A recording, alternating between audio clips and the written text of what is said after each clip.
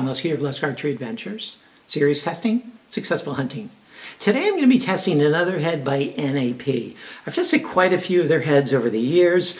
Mostly they're mechanicals, but also some fixed. And this is the NAP Ignite 4, okay, a 4-blade titanium ferrule broadhead with a decent cut size. And thanks to a buddy of mine, Craig Harvey. Craig's been really generous, okay, giving me some of these to test, and he's sending me some more to test. I really appreciate it. Thanks, Craig. If you guys ever want to see a broadhead tested that I haven't tested, man, consider just sending me a pack, okay? You're going to see the results of the tests yourself, and everybody's going to benefit from getting to see that head being tested.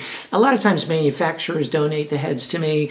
A lot of times I buy the heads myself. But when just the viewers donate the heads, then I can really get ones that the manufacturers aren't willing to send me or I can't afford to buy because my budget is tapped out. So thanks, Craig, for doing that. And I really look forward to putting this to the test. I've had decent success with NAPs in the past and curious how this one's going to perform. So I'm going to be testing it with my 2023 Broadhead test process. You can read about that in the description box right below the video where I have the scores of how it performs in each of the tests that I do.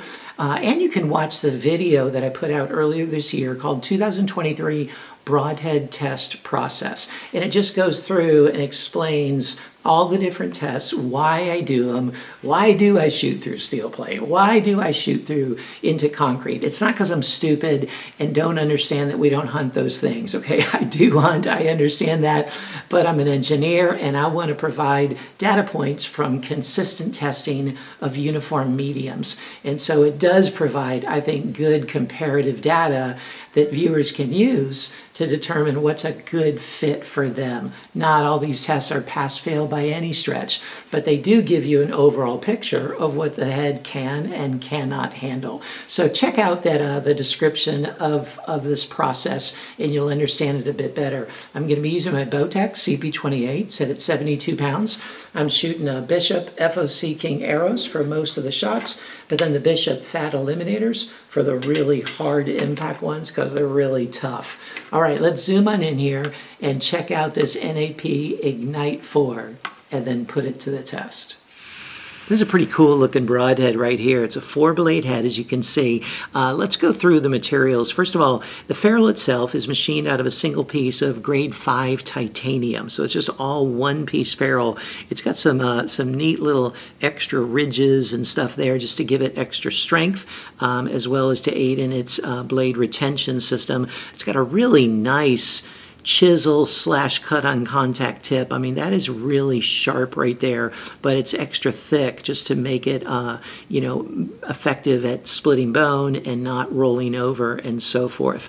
The blades are a stainless steel and they're 0.031 inches thick. So not some of the thicker blades on the market. It's a little light, a little thin, but not too thin. We'll see how they hold up to some of the impacts. And they're double bevel sharpened, they're flared in the back to make it easier to pull out of a target and to give a little bit less surface area so it aids in flight and penetration. Now, as you see, there's quite a bit of venting going on here in the bleeders as well as the main blade, so we'll see how that holds up in the durability testing.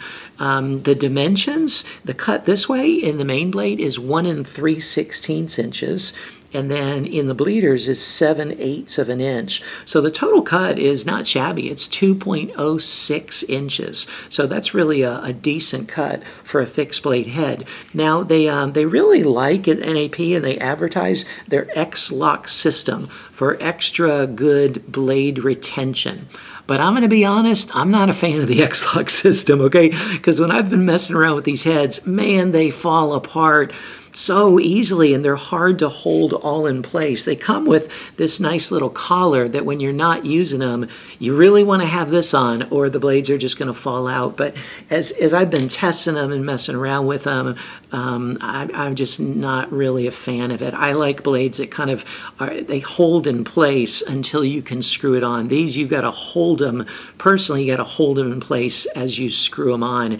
And I'm not sure how they're going to perform in a hard impact impact. Sometimes when blades have a retention system like this, when there's a hard impact, this little ring can kind of push back, and it's just enough to dislodge the blade. So we'll see if that's an issue as we test it. But really eager to put this head to the test and see how it performs.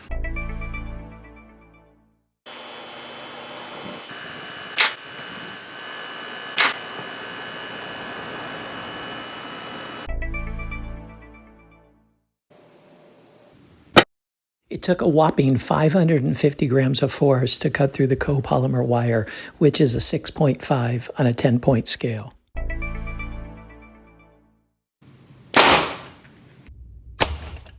It penetrated 7.5 inches.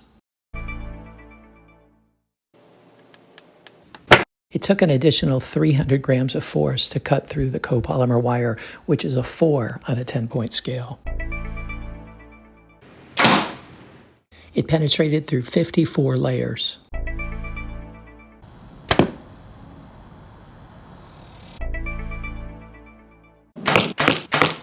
Here it is after 3 shots through the MDF, and it did very well, although the tip got a little bit curled. You can see that little hook on the end of the tip, but otherwise it's in perfect condition.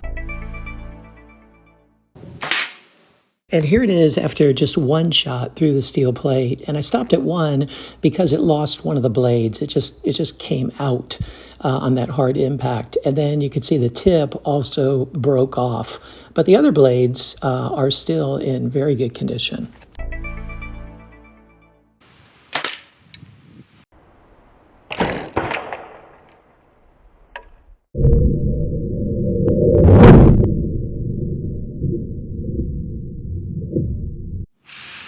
Here it is after all the durability tests. It's gone through the MDF 3 times, and then the steel plate, it lost a blade on the first shot into the steel plate.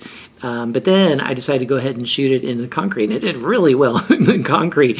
There's a little bit of a nick here that the blade slid back into this retention ring kind of here that holds everything together on both sides. You can see, I don't know if you can even make that out, there's a little bit of a indentation there, and that's probably how this got dislodged in the steel plate.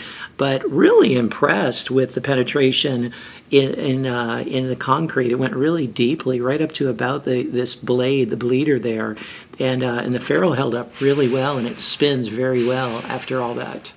So what'd you think? You know, there's certainly some strengths to it, right? You know, that the ferrule really held together well. You know, it's got a decent sized cut. But you know, it had some pretty serious weaknesses.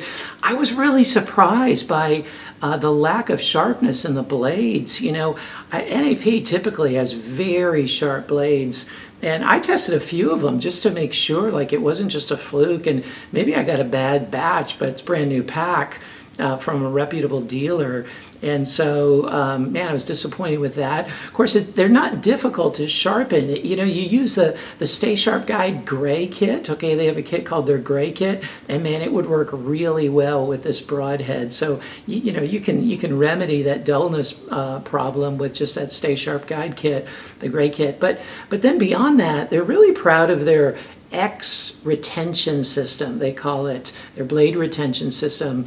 But I don't think there's a lot to be proud of there, okay? You know, it comes with, each one comes with this little base that you can screw in the bottom, and that holds the blades in place. And boy, once you take that off, look out, because they just fall out so easily, and you gotta hold all 4, get the little collar around it. But even then, after you screw it in, you think they're all locked and loaded, then a blade can fall out on top of that. And so I had to be really careful checking it. But then even with that, sometimes with the hard impact, as you saw in the steel plate, that little collar just, it just dents into, the blade dents into it a little bit, it moves a little bit, and that's just enough for a blade to come out. So I just think, man, that's a problem when you've got a weak retention system, and in my opinion, they do. So you check out the score sheet and see how it performed in the areas that matter to you the most. Maybe it's a good fit for you, but stay tuned and you can see the corresponding Lust grade. Check out all the different scores that it got in the score sheet in the description box right below this video.